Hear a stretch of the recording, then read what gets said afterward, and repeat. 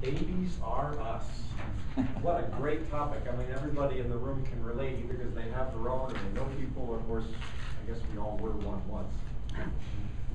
The thrill of victory, holding, and the agony of sleeplessness. It's just great. And you had some wonderful lines. I loved your opening. On March 3rd, my life is going to change. I mean, it was just set the stage perfectly. And another one, it's not about me anymore. Just a full audience just erupted with that. It was very good.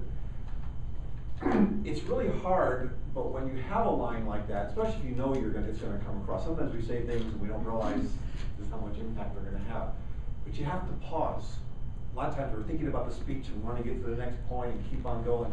But you have to pause and allow the audience to enjoy the moment, and then also try to stay in character for what it was you just said. You want to hold that expression or hold that gesture just a little bit longer so that people can enjoy it and it doesn't move on and distract them away. Great use of staging your speech. You tell me what you're going to say, you say it, and then you told me what you actually had said. So that worked out very well. It supported your content. Your content was very thorough. And for a soon-to-be dad, I give you high marks for just being very, very aware of the buying of the crib, the focus on safety, the power cord, the mental prep. I thought that was a very good point to bring up. And then supporting your wife. Your next point went on to say that the child comes first, you're planning for the future, all of those things that just really, really added to your credibility for the topic. You asked me specifically to look at a couple of things, the wringing of the hands.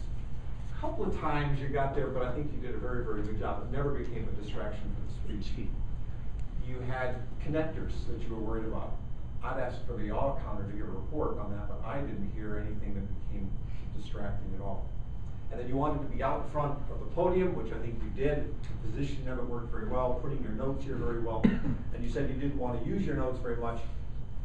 And you didn't, because you weren't holding them and you weren't right there in front of the podium, but you kind of kept looking over. And as much as possible, it's a great technique to have them there and look for, so you can just, but when you're getting ready to finish one part of your speech and go to the next, do a job to look at it. And you can even take 2 or 3 seconds to look, okay, here's my 3 points, get it in your head, and then launch into your point so that you're not, constantly doing that. It's just one point of improvement on that.